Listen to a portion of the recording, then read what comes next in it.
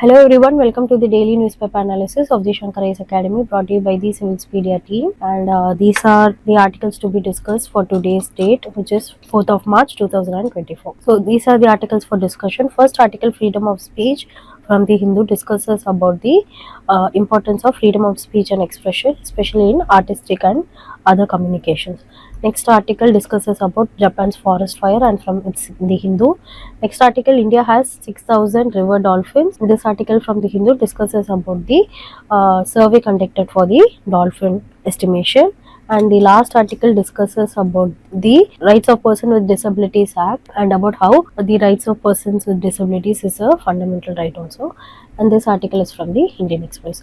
So before moving on to the discussions, there is just a small announcement to be made. Here Shankar IAS Academy's pre-fit test series would be beginning from the March of 10th of 2025. So to boost your prelims practice and to boost your prelims journey, you can join in the prelims pre-fit test series, and there's a scan code given to know about the details, and also you can check the channel's website. Now let us move on to the articles discussion.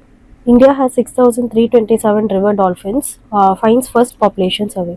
So here India has 6,324 gangetic dolphins across the Ganga and Brahmaputra river basins, and 3 Indus River Dolphins in the Beas River Basin in Punjab, and it is the country's first ever detailed dolphin population survey which has been formed.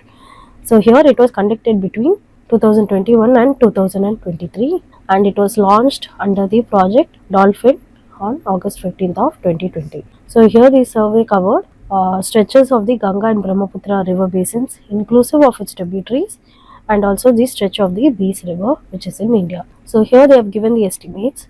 Our Prime Minister Shri Narendra Modi has released the results of the dolphin population survey during the 7th meeting of National Board for Wildlife which was held at the Gir National Park. So he launched the project Dolphin on 2020. The survey was done by the Wildlife Institute of India, the other state forest departments such as Punjab, Uttar Pradesh, Bihar, Assam, Jharkhand, Rajasthan, and also it includes non-profit organizations such as the Aranyak, World Wildlife Fund, Turtle Survival Alliance, and Wildlife Trust of India. So in light of this article, let us see the basics about the dolphin. So here India is home to the subspecies of the freshwater river dolphins such as the Gangetic River Dolphins, which are present in the Gangetic River system, and Indus River Dolphin, which are present in the Indus River system. So this is the scientific name for the Gangetic River Dolphin, and they are present in Ganga, Brahmaputra, Meghna systems, and famously they are known as Susu in their local name. So the Gangetic River Dolphins are blind in nature, so they are functionally blind. So they use the mechanism of echolocation, that is navigating through the location of sounds in the deep water. So they use echolocation to navigate and hunt. So the Gangetic River Dolphin is known as the national aquatic animal of 2009. Now looking into the Indus River Dolphin, they are found in the Beas River in Punjab, India, but they have their majority in Pakistan. They went extinct in India, but they were rediscovered in India in 2007, and they are known as Punjab State Aquatic Animal, which was declared in 2019. Now looking into their habitat, they always be present in the deep waters and also waters which have slow current zones. So presence of the dolphins indicate the health of the habitat. So dolphins would be present only in aquatic system where it's very healthy in nature. So they are known to be as one of the key indicator species which preserves the biodiversity as well as the health of the habitat.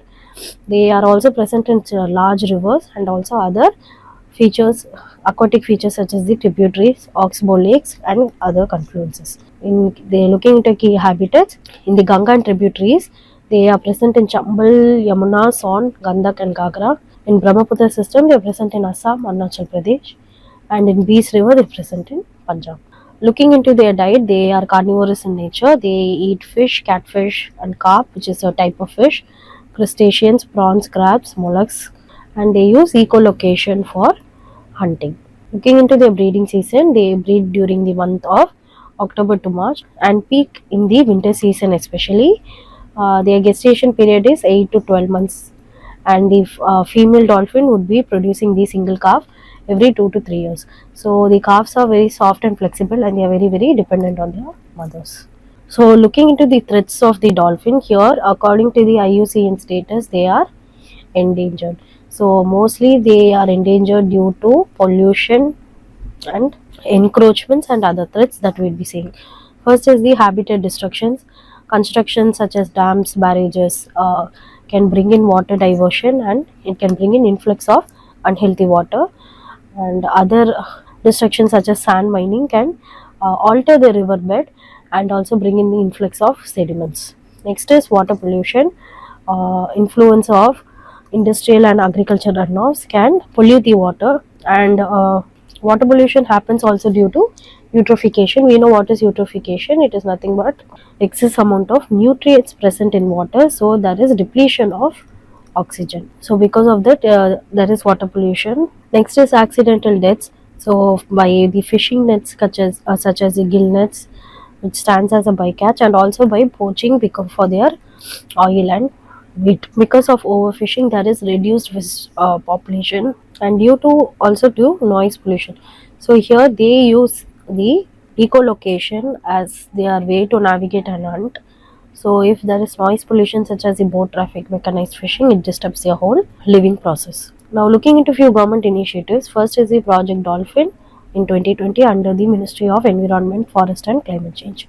So its initiative is to conserve river and marine dolphin. They focus on habitat restoration, research related to the dolphin, and community participation. They were modeled after the Project Tiger and Project Elephant. So next is the Wildlife Protection Act of 1972. Here they are protected under Schedule 1. So they are given utmost importance and utmost legal protection. So hunting them is a criminal offence. Next, under National Ganga River Dolphin Conservation Plan, they are protected under the National Mission for Clean Ganga implementation. Next is the Namami Gange program. Here it focuses on Ganga rejuvenation, so along with its species.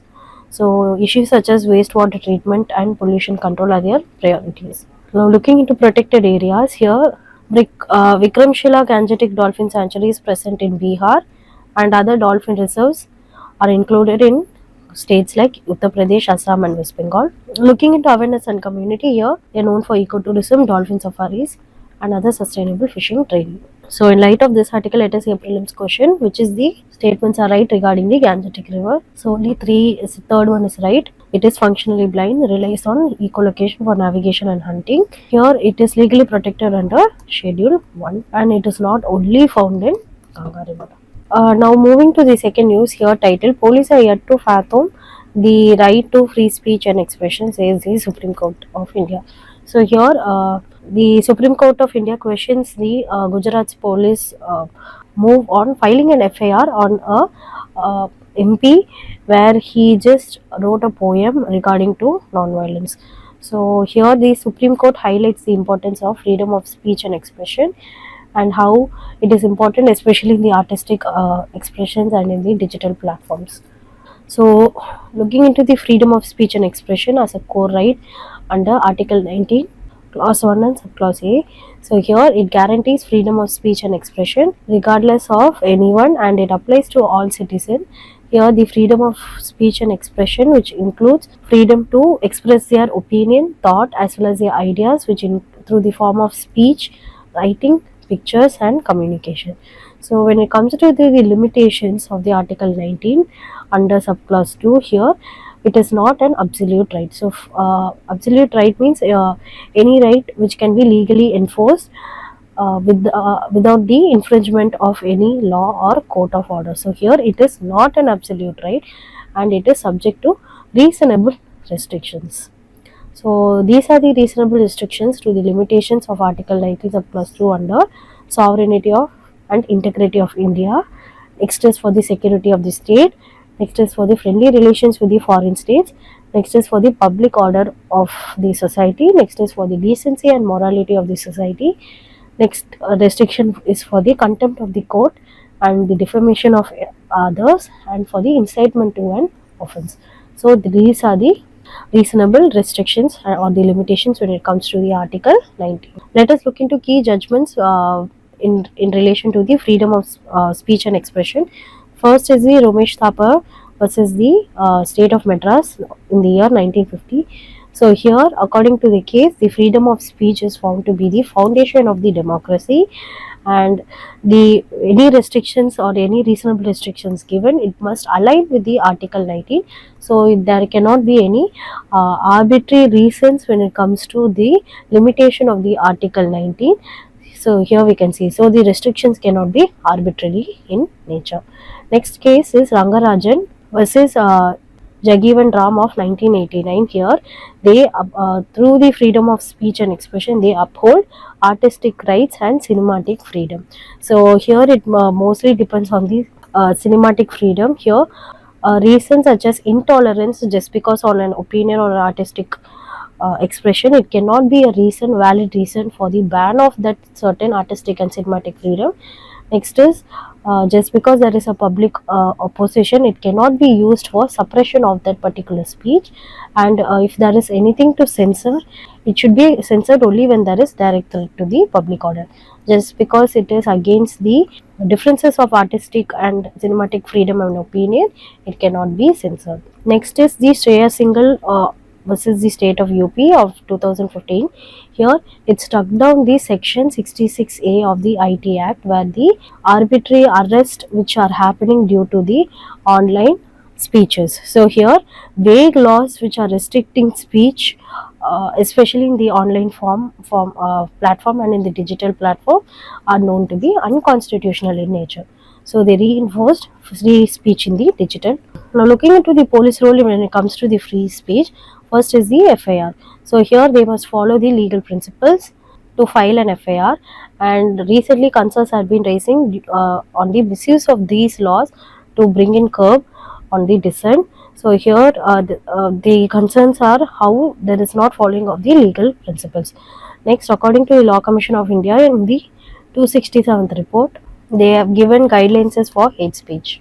Looking into Supreme Court guidelines when it comes to the FIRs, so according to the Lalita Kumari case of 2013, FIR can be filed for cognizable offences where police can arrest without a warrant, but due diligence is very necessary. So there needs to be proper examination and evidences for the cases. So looking into the hate speech laws, according to the Indian Penal Code, Section 153A talks about promoting enmity between groups. Section 153B brings in statements harming the national integration or the unity.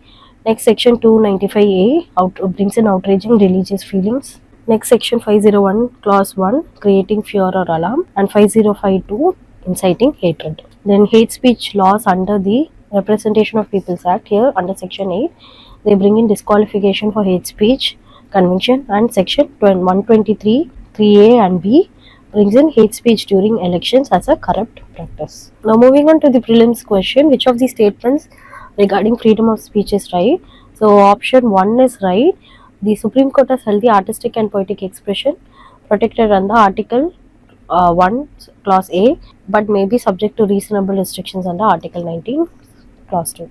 So here, Shreya versus the Union of India case upheld restrictions on online speech limiting artistic freedom on digital platform, no, which is the opposite. Looking into the next news, the Supreme Court time to consider right against disability based bias or fundamental right. So here, visually impaired persons cannot be denied opportunity to join the judicial services, where the court was held in Madhya Pradesh government. So let us first see what the case is all about. In the Madhya Pradesh Judicial Service case, here visually impaired candidates cannot be denied access, especially in the public services. So here the petition was given on the violation of the rights of person with disabilities Act of 2016.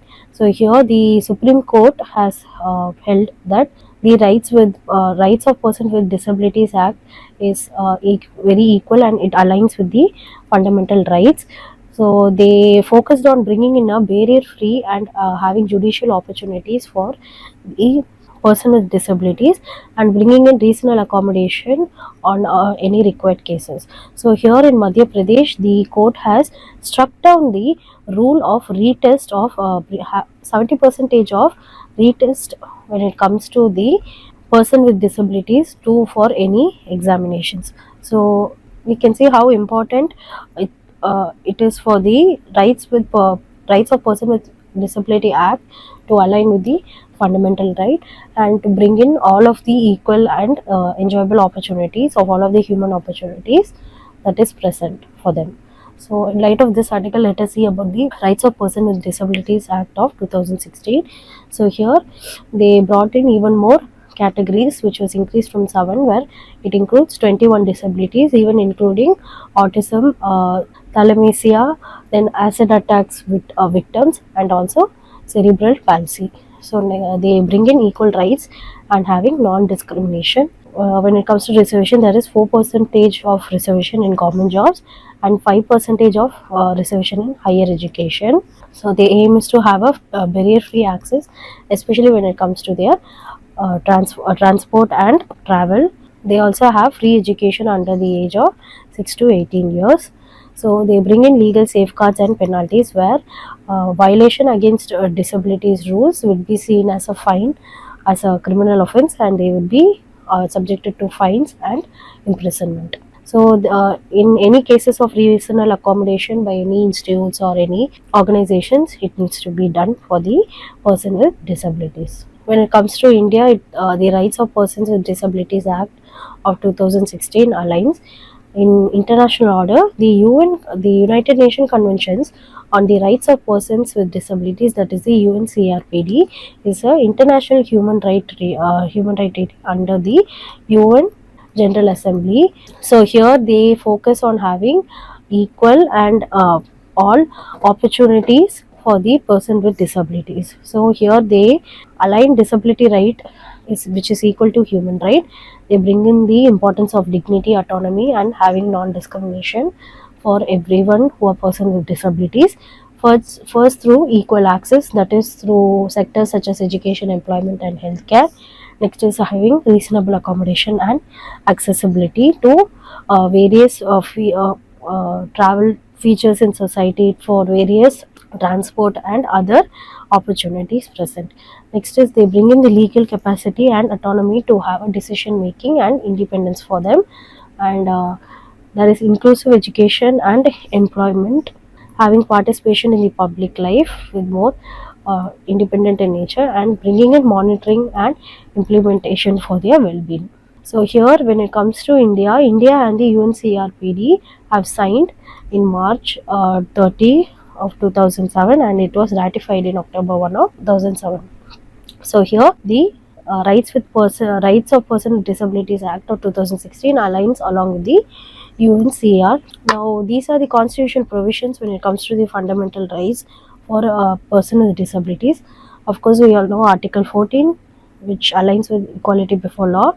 Article 15.1 when it comes to the non-discrimination, and have special provisions under Article 15.3 for social and economic provisions. Next, Article 16 brings in equal opportunity to public employment.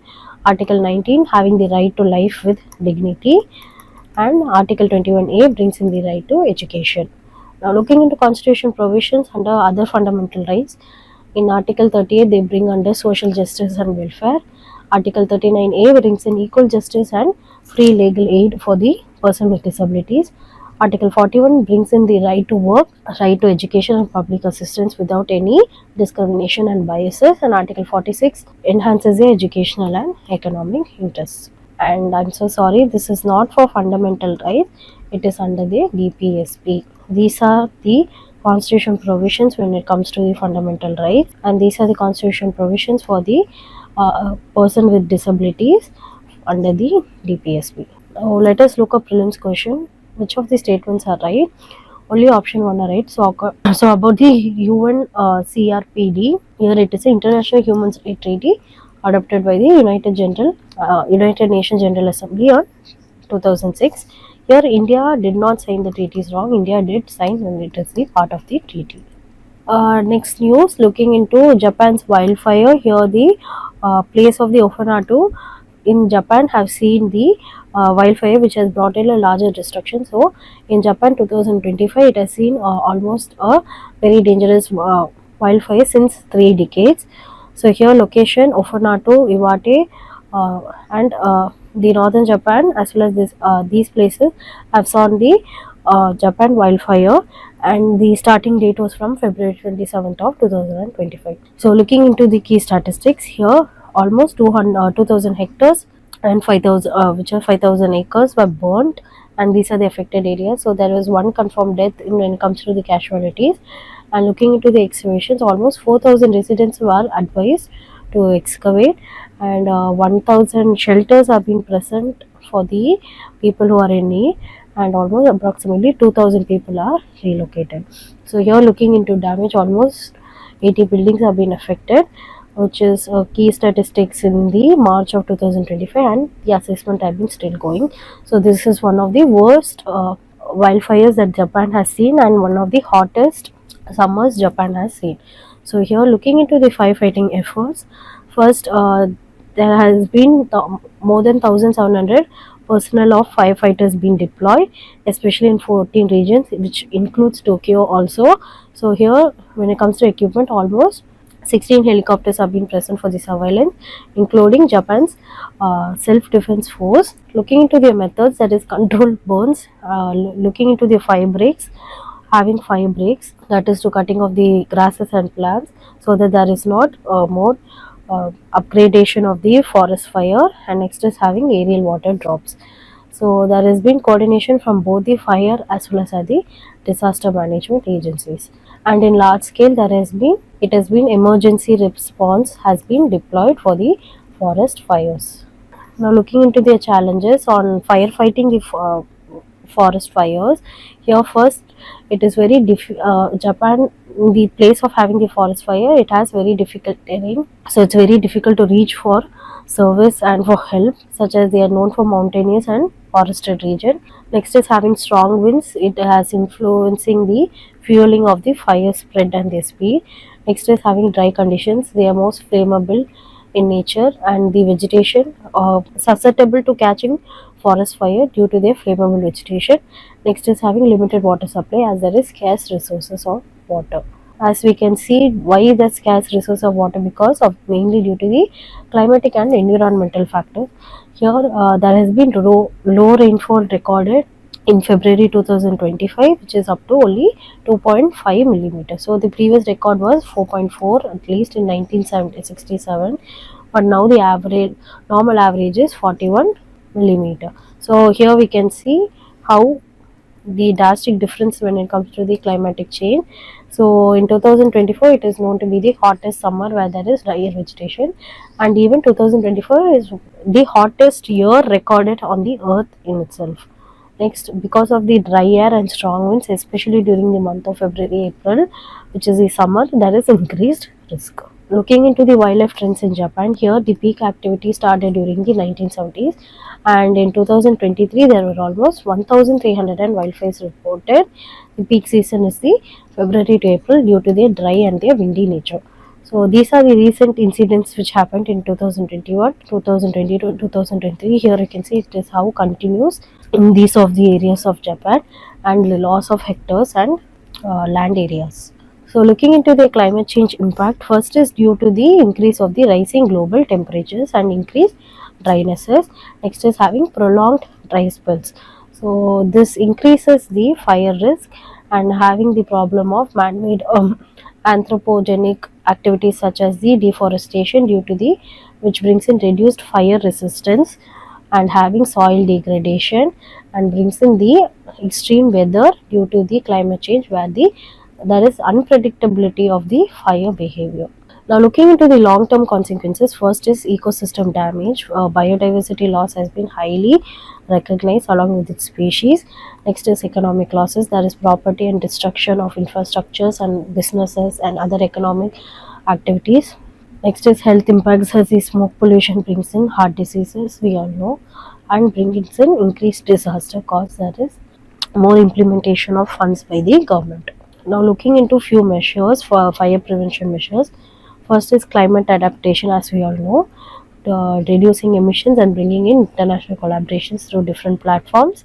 Next is having public awareness, having safe practices, sustainable practices, and community participation and awareness on how to tackle the measures, bringing in strengthened infrastructures, as we have seen how the economic life has been hindered. So having advanced aircrafts and trained teams to help for the people, having early warning systems such as the satellites, AI drones, and also AI drones can be used for the strengthened infrastructure to using aerial water systems. Next is having improved forest management, as it needs to bring in the idea of controlled burns and fire resistant trees. Now, moving to a prelims question, what is important long-term strategy to reduce wildfire? So here we can see the option C, strengthening fire detection and early warning system. Option A is definitely wrong. This can be seen as an answer, yes, but if you compare to this, this is a bit not much important point. Next is reducing forest management efforts, which is wrong. So thank you so much for watching this video. I hope you are at the end of this video. Don't forget to give a like, comment and a share, and to further not to miss any other content, subscribe to our channel. Thank you and have a nice day.